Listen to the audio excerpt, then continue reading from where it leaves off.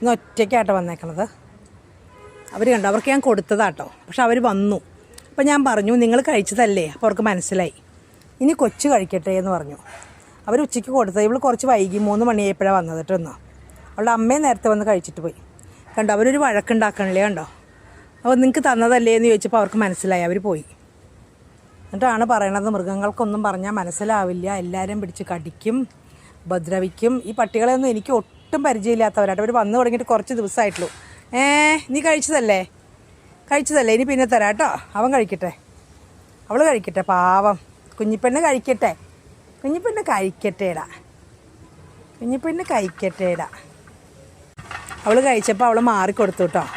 പാവം കണ്ടാ. തല്ലി പിടിക്കരുത് കേട്ടോ രണ്ടുപേരും. നല്ല കുട്ടികളാണ് കേട്ടോ, തല്ലിപ്പിച്ചരുത് കേട്ടോ.